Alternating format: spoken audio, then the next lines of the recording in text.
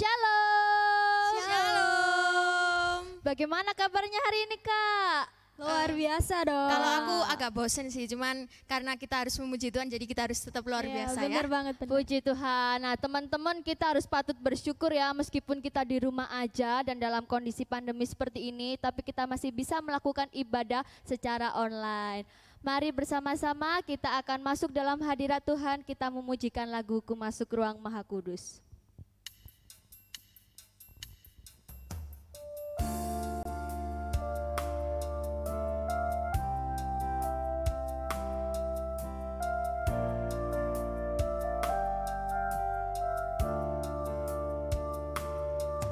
Ku masuk ruang Maha Kudus dengan darah anak domba. Ku masuk dengan hati kudus menyembah yang Maha Kuasa. Ku menyembahmu,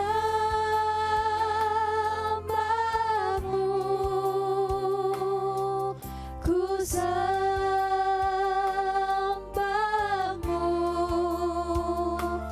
ku menyembahmu,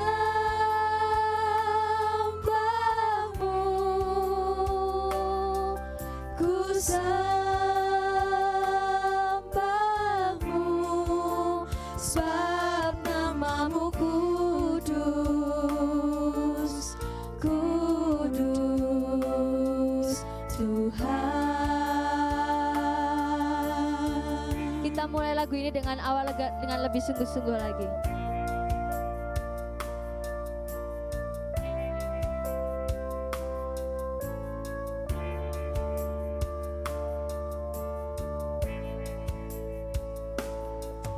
Ku masuk ruang Maha Kudus dengan darah anak domba. Ku masuk dengan hati kudus menyembah yang Maha Kuasa. Ku menyembahmu. Ku menyembahmu,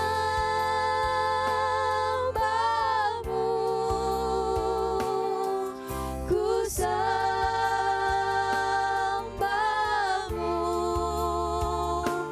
ku menyembahmu,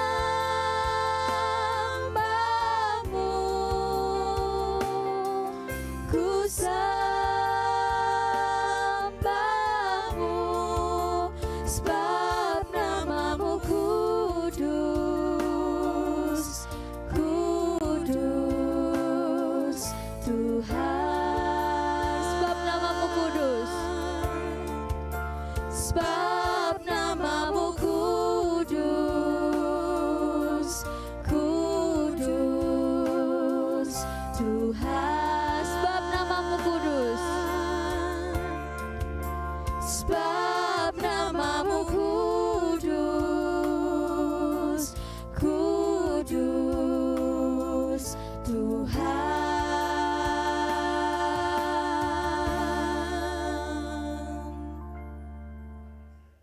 Sebelum kita memasuki ibadah pada hari ini, mari kita berdoa yang dipimpin oleh Kak Ayi. Teman-teman, mari kita satu di dalam doa.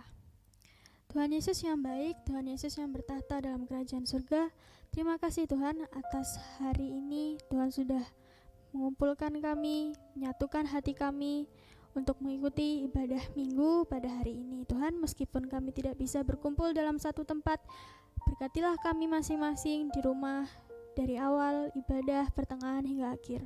Terima kasih Tuhan, di dalam nama Tuhan Yesus, haleluya, amin.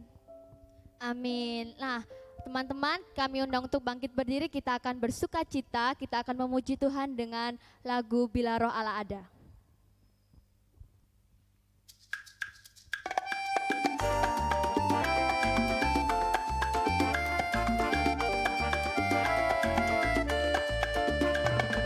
Roh Allah ada di dalamku, ku kan menari seperti Daud menari.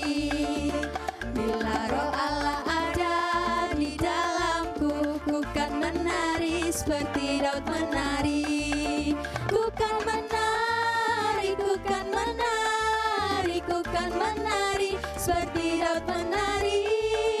Ku kan menari, ku kan menari, ku kan menari seperti Daud menari.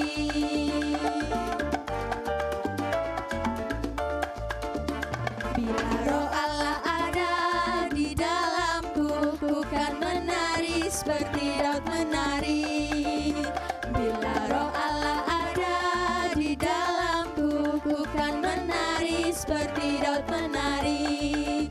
Ku kan menari, ku kan menari, ku kan menari seperti Daud menari. Ku kan menari, ku kan menari, ku kan menari seperti Daud menari.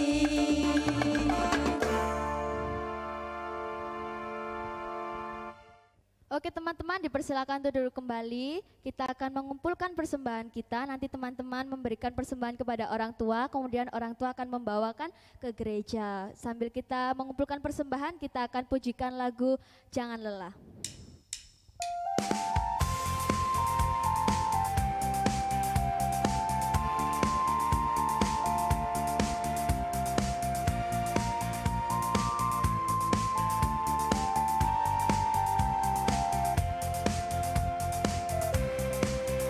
Jangan lelah bekerja di ladangnya Tuhan.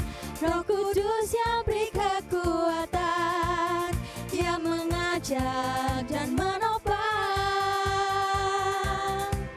Tiada lelah bekerja bersamamu Tuhan, yang selalu mencukupkan atas segalanya. Ratakan tanah bergelombang, timbunlah tanah yang berlubang, menjadi siap dibangun di atas dasar iman. Ratakan tanah bergelombang, timbunlah tanah yang berlubang, menjadi siap dibangun di atas dasar iman. Menjadi siap dibangun, menjadi siap dibangun, menjadi siap dibangun di atas dasar iman.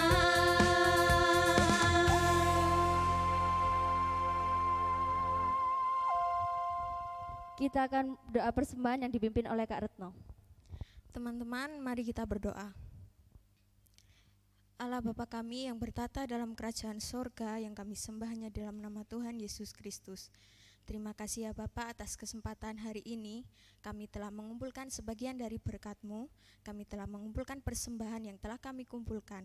Kiranya Engkau sucikan dan kuduskan persembahan ini, agar kiranya dapat membangun dan melebarkan kerajaan-Mu. Terima kasih ya Bapa. Haleluya. Amin. Setelah kita mengumpulkan persembahan, kita akan memasuki dalam firman Tuhan. Mari bersama kita pujikan lagu Bagaikan Bejana.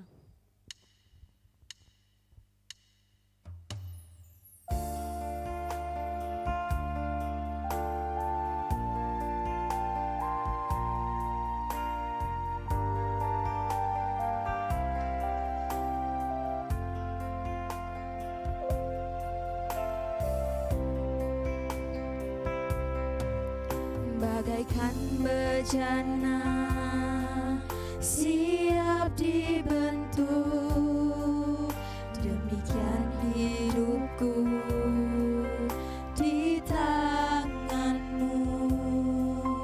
Dengan urapan kuasa Roh-Mu, ku dibaharui selalu. Jadikan ku alat dalam rumah-Mu, demikian hidupku di tangan-Mu. Bentuklah syurut kehendak-Mu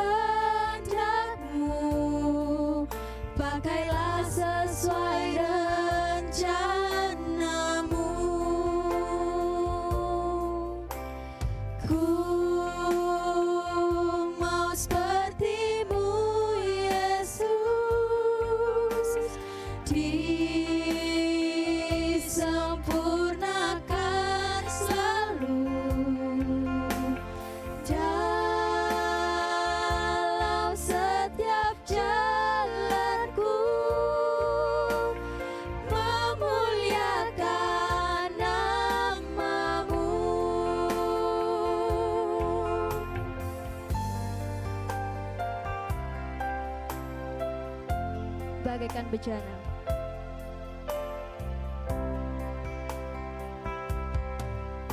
Bagaikan bejana siap dibentuk, demikian hidupku di tanganmu.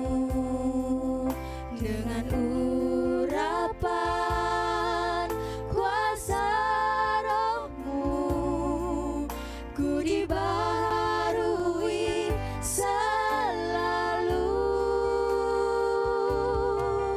Jadikanku alat dalam rumahmu, demikian hidupku di tanganmu.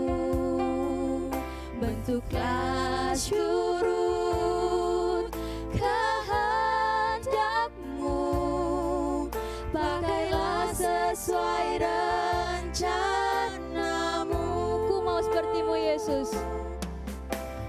Ku mau sepertimu Yesus, disempurnakan selalu dalam setiap jalanku, memuliakan namamu. Ku mau sepertimu Yesus. Ku mau sepertimu Yesus, disempurnakan selalu dalam setiap jalanku, memuliakan namamu. Memuliakan namamu. Memuliakan namamu. Memuliakan namamu. Memuliakan namamu.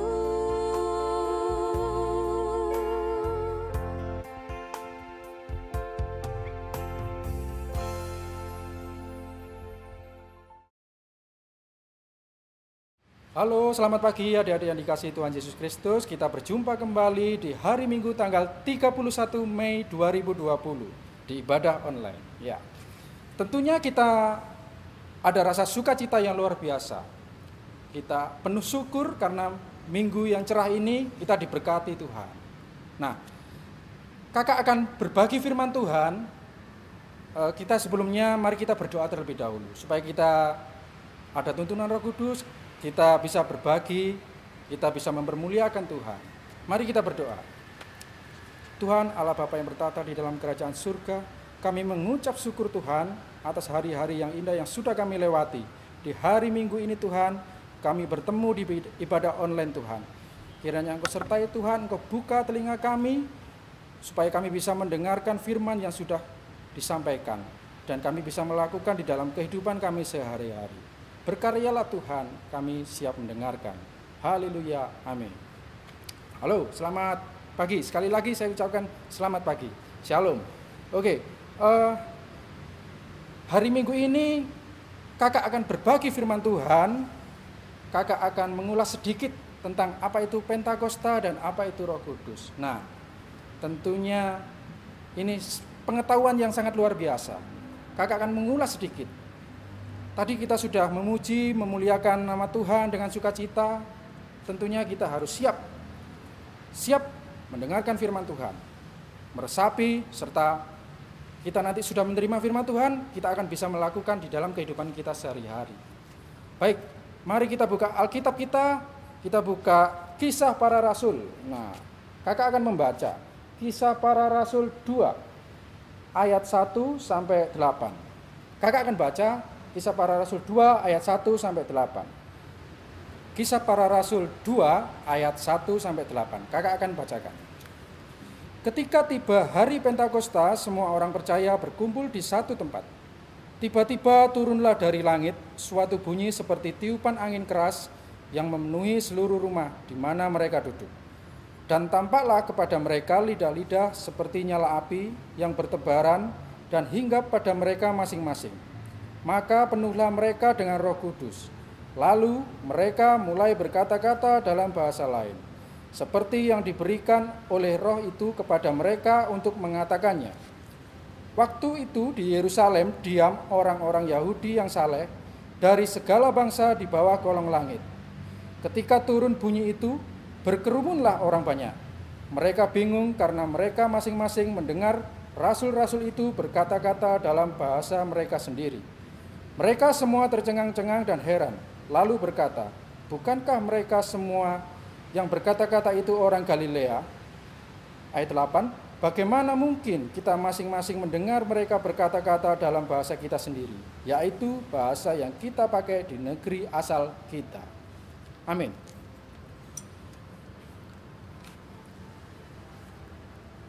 Baik, kakak sudah membacakan tadi Kisah Para Rasul ayat 1 sampai 8. Kisah Para Rasul 2 ya. Kakak tadi sudah membaca. Itu pada waktu itu Pentakosta, adalah hari Pentakosta. Nah, apa itu Pentakosta? Tadi kakak sudah dari awal tadi sudah menjelaskan. Pentakosta adalah hari di mana turunnya Roh Kudus itu. Jadi hari yang sangat luar biasa umat Kristen di seluruh dunia tentunya. Kita ulas sekali lagi apa itu Pentakosta dan apa itu Roh Kudus. Jadi adik-adik harus pahami, jangan salah. Jadi apa sih kak Pentakosta itu dan apa sih Roh Kudus itu? Kok saya masih nggak mudeng? Nah, jadi tidak seperti itu. Pentakosta adalah hari sangat luar biasa. Kita mengamini bahwa pada waktu itu Tuhan menggenapi turunnya Roh Kudus supaya ada pertolongan dan penghiburan untuk umat manusia. Jadi kakak akan membantu supaya adik-adik mengerti apa itu Roh Kudus. Jadi Roh Kudus itu adalah begini. Roh Kudus itu misalnya begini nih. Roh Kudus itu turun ya. Kadang-kadang kita salah mengartikan Roh Kudus itu turun ketika kita itu membutuhkan.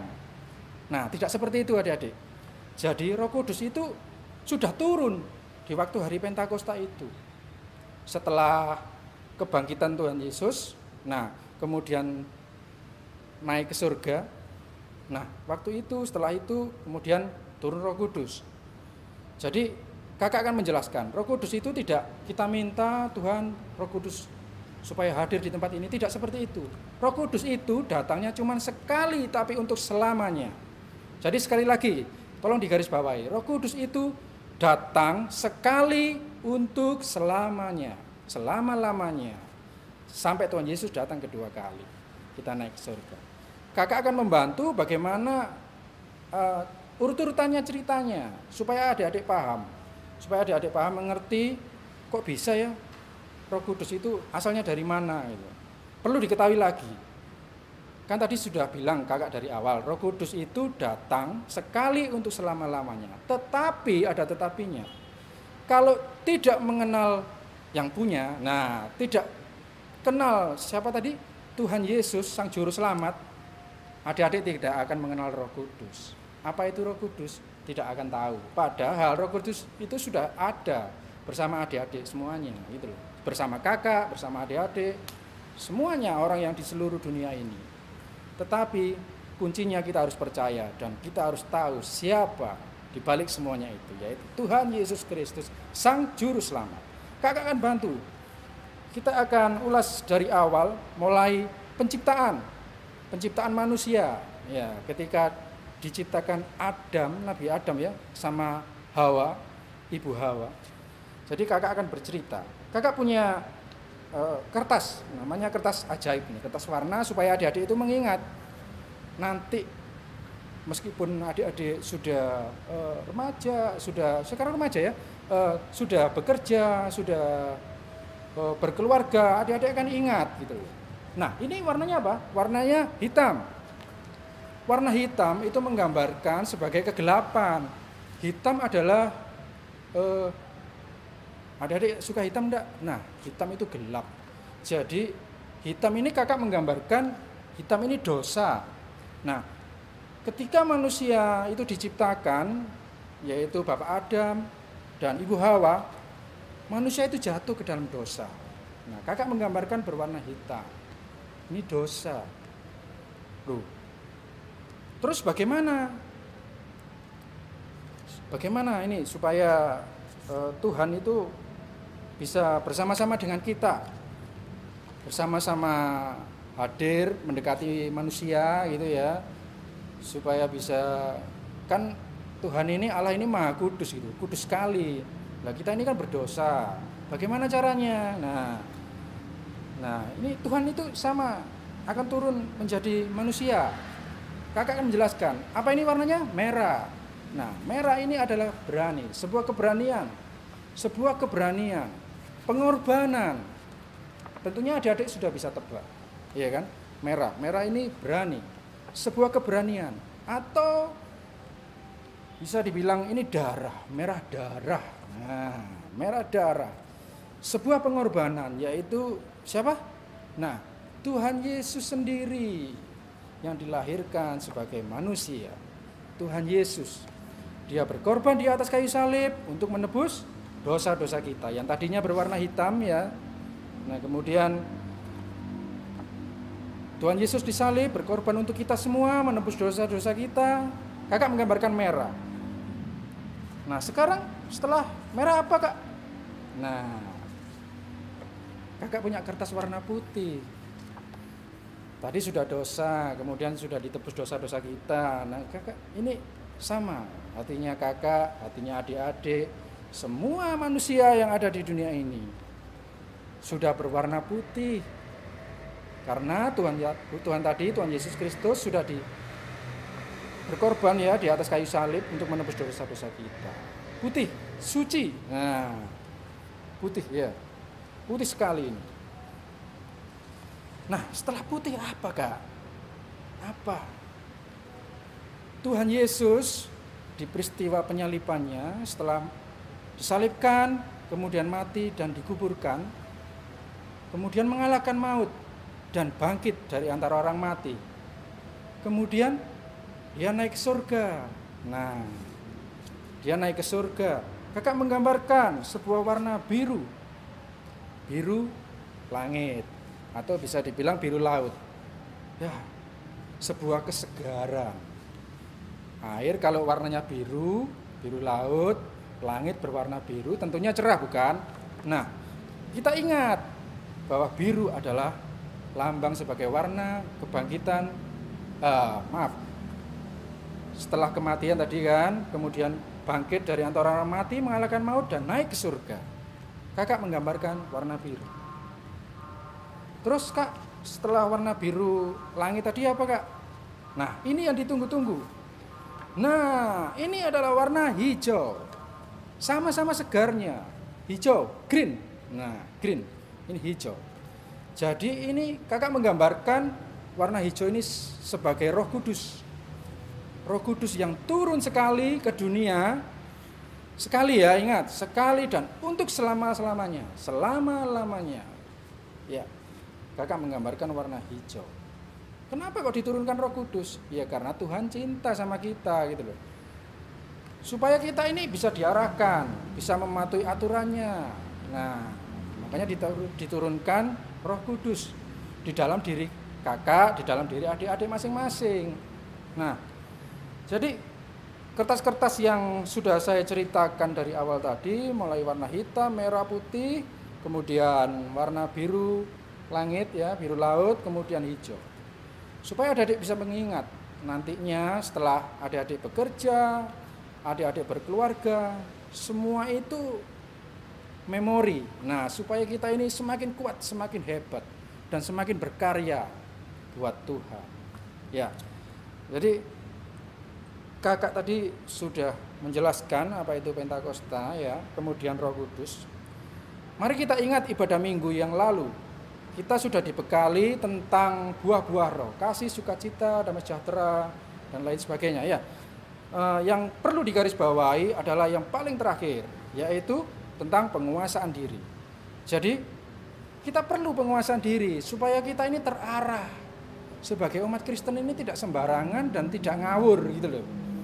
Kita umat manusia, kita hidup berdampingan bersama tetangga, bersama kawan, bersama rekan-rekan kerja, pokoknya orang yang di sekitar kita. Jadi supaya kita ini bisa mengendalikan diri sebagai orang Kristen. Karena kita ini disoroti, kita ini dilihat gitu loh. Oh, orang Kristen baik hati, penuh kasih, penuh sukacita. Nah, itu loh fungsinya. Roh Kudus itu hadir, Roh Kudus itu ada bersama-sama diri kakak dan adik-adik. Fungsinya seperti itu. Jadi tolong digarisbawahi.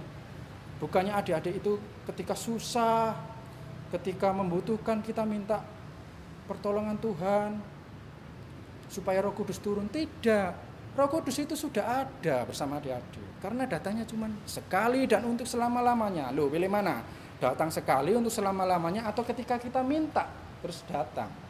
Nah, tentunya kita harus mengimani, namanya iman. Nah, kita percaya gitu. Meskipun kita tidak melihat ya, Roh Kudus sudah ada, sudah di dalam diri kita masing-masing, ya. Kita harus percaya. Rumusnya supaya percaya apa? Kita harus tahu siapa Tuhannya. Siapa tadi? Kakak sudah cerita tadi dari awal. Tuhannya itu siapa? Tuhannya. Supaya kita mengenal Roh Kudus itu siapa? Ya, Tuhan Yesus Kristus itu sendiri. Jadi kita harus tahu siapa Tuhan Yesus Kristus ya, yang dikorbankan di atas kayu salib tadi untuk menebus dosa-dosa kita. Ya, kan sudah dikatakan itu jelas di Alkitab. Akulah jalan kebenaran dan hidup, ya kan? Jadi tidak ada seorang manusia ya yang datang kepada Bapa kalau tidak melalui Tuhan Yesus itu sendiri. Karena Tuhan Yesus juru selamat umat manusia. Ya, jadi itu saja yang kakak sudah jelaskan tadi, mengulas sedikit apa itu Pentakosta dan apa itu Roh Kudus. Jadi tolong diingat, tetap semangat di dalam Tuhan, terus berkarya dan semakin hebat dan semakin luar biasa. Tuhan Yesus memberkati. Amin. Mari kita berdoa, kita mengakhiri firman Tuhan yang sudah kakak sampaikan tadi. Mari kita berdoa. Selamat pagi Tuhan Yesus, kami tadi sudah mendengar firman yang sudah disampaikan, dan kiranya Tuhan menyertai kami semua. Kami sudah mendengarkan Tuhan supaya kami bisa melakukan di dalam kehidupan kami sehari-hari. Kami mengimani dan kami percaya bahwa Roh Kudus itu sudah ada bersama-sama dengan kami tanpa kami meminta. Kami percaya dan kami percaya Tuhan Yesus adalah juru selamat, supaya kami meyakini bahwa di dalam diri kita dipenuhi kuasa Roh Kudus. Terima kasih Tuhan Yesus. Kami telah berdoa dan mengucap syukur. Haleluya. Amin. Oke, sampai jumpa di ibadah minggu depan bersama kakak-kakak yang lain tentunya ya. Sampai bertemu kembali. Tuhan Yesus memberkati kakak dan adik-adik semuanya. Haleluya. Amin.